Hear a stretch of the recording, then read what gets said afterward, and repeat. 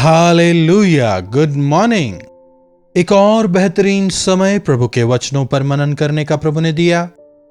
हर रोज उनके सानिध्य में इंतजार करते हुए जो वचन प्रभु देते हैं उन्हें सुनने के जरिए आत्मिक तौर पर हम दृढ़ हो रहे हैं, बलवंत हो रहे हैं, सुरक्षा पा रहे हैं, आत्मिक तौर पर दृढ़ होकर बढ़ते चले जा रहे हैं, है कि नहीं?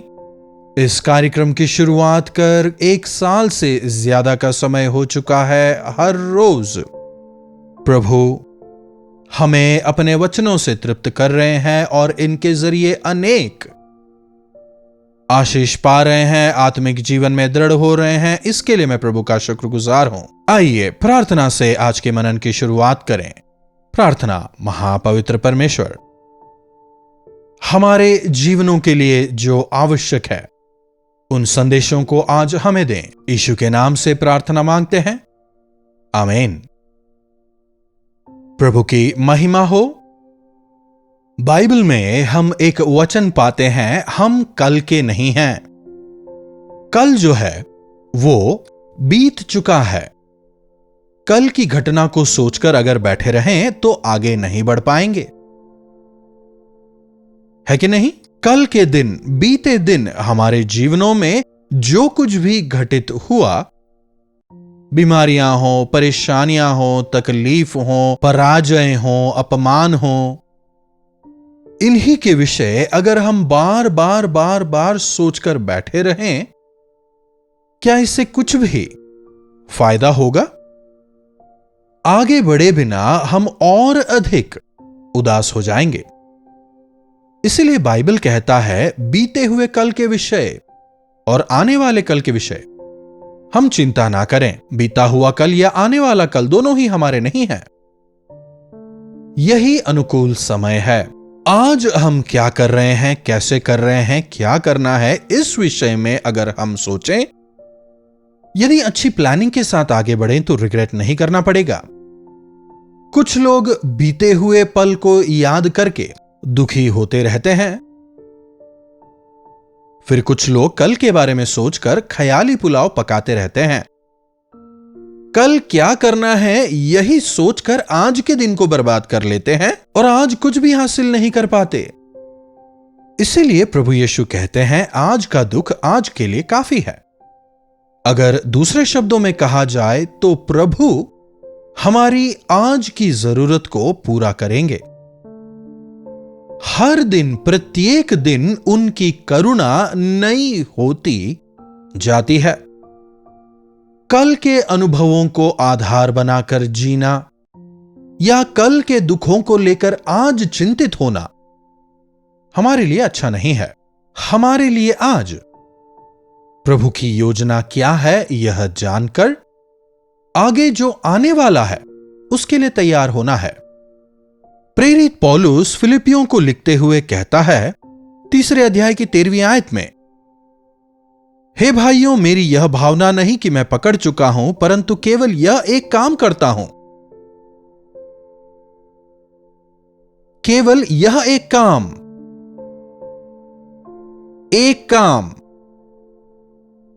100 काम नहीं, केवल एक काम।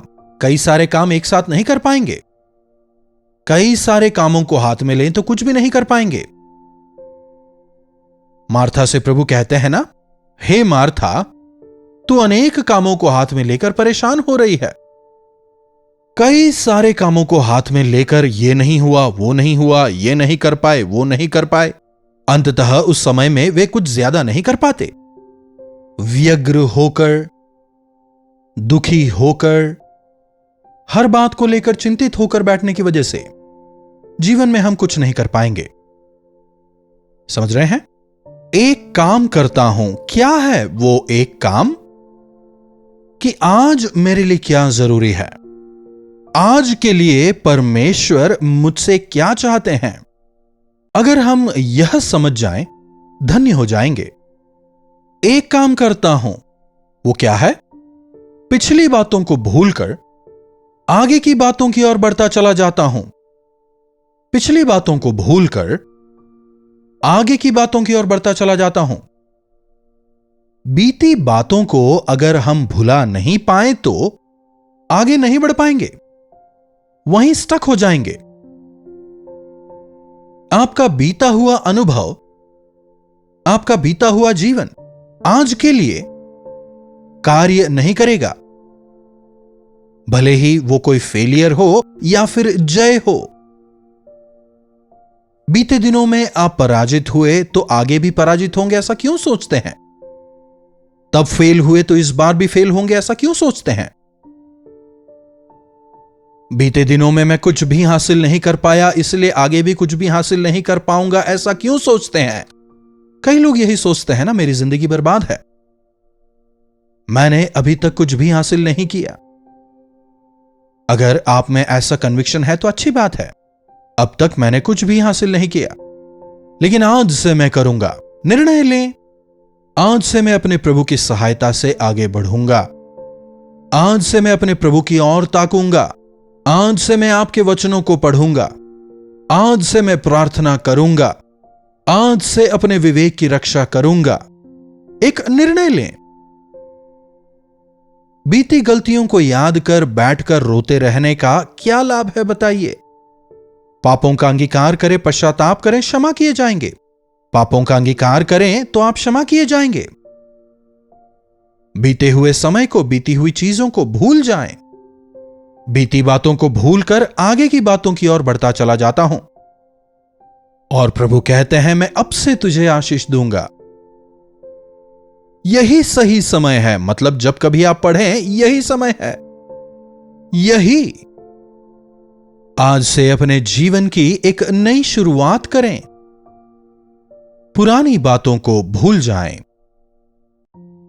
राजमहल में मूसा सर्वगुण संपन्न था, लेकिन अब उसके ज्ञान का कोई लाभ नहीं। वो किसी सेना से लड़ नहीं रहा था, बल्कि वो अब लोगों का अगुवा बन जाता है। परमेश्वर की योजनाएं और हैं, इंसान की सोच अलग है। परमेश्वर के काम को करने के लिए हमारी तैयारी काम नहीं आएगी। प्रभु, मैं अपने आप को खाली करता हूं, अपनी सोच से, अपनी बुद्धि से आप मुझे भरें। अगर हम ऐसी प्रार्थना करने पाए तो जीवन में हम विफल नहीं होंगे, हमारा समय बर्बाद नहीं होगा। अरे ये नहीं हो पाया, वो नहीं हो पाया, ऐसे सोचा था, वैसे सोचा था। क्यों इन्हीं बातों को सोच सोच कर आप व्याकुल रहते हैं? बीते दिनों में मैं नहीं कर पाया, नहीं कर पाई, लेकिन अब प्रभु की सहायता से हम आगे बढ़ेंगे। यस, आप अपने आप को प्रोत्साहित करें, किसी के आने का इंतजार ना करें। जब हम प्रार्थना करते हैं, पवित्र आत्मा संपूर्ण सच्चाई में हमारी अगुवाई करते हैं। वे हमें शांति देते हैं, हमें सामर्थ्य देते हैं।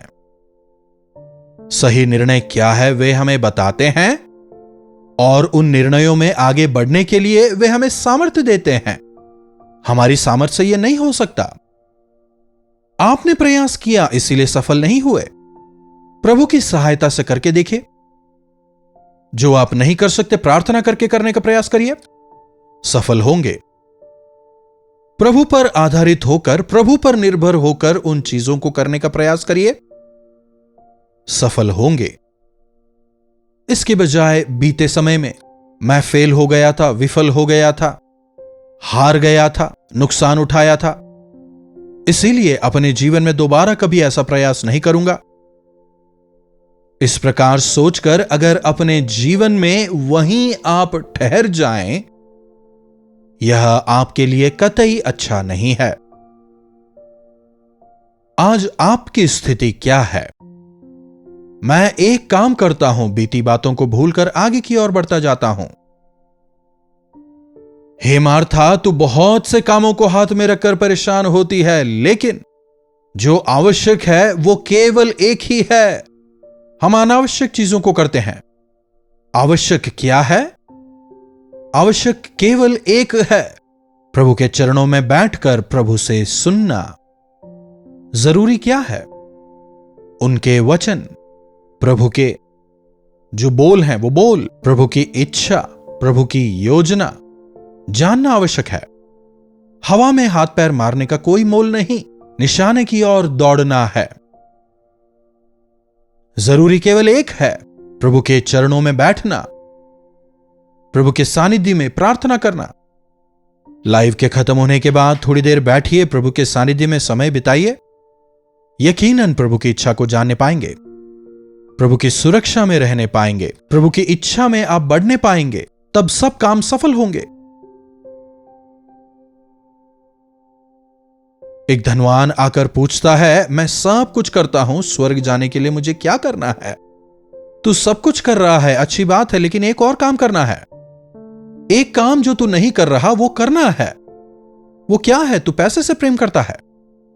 तुझे लगता है तू पैसे से स्वर्ग जाएगा, पैसों से अच्छे काम करना चाहता है, तो इसलिए तुझे केवल एक ही काम करना है, सब कुछ बेच और मेरे पीछे आ ले। छोटा मुंह करके वो चला जाता है। अगर एक भी रुकावट हो तो हम आगे नहीं बढ़ पाएंगे। एक ही तो है ना, ऐसा ना सोचें। वो एक चीज ही हमें बलहीन करता है। मान लीजिए कहीं दीवार पर एक छेद हो गया है, एक ही तो छेद है ना, कहकर अगर आप उसे छोड़ दें, एक दिन वो दीवार गिर जाएगी। हमारे आत्मिक जीवन में अगर कोई कमी है, अगर बलहीनता है, उसके लिए आप एक्सक्यूज ना दें, बल्कि प्रभु के पास जाकर क्षमा मांगे। उसे प्रभु के चरणों में समर्पित करने के बाद दोबारा उसके बारे में सोचने की जरूरत नहीं। अब हमें वहां से आगे बढ़ना है, आत्मिक जीवन में आगे बढ़ना है। दाऊद कहता है, मैं आपसे एक वर की उम्मीद करता हूं। क्या है वो वरदान? आपके भवन में बैठना, आपके सानिध्य में आनंद मनाना, आपके सानिध्य में समय बिताना। हालेलुया। परमेश्वर किसी मनुष्य के रूप में नहीं है, प्रभु परमेश्वर आत्मा स्वरूपी हैं।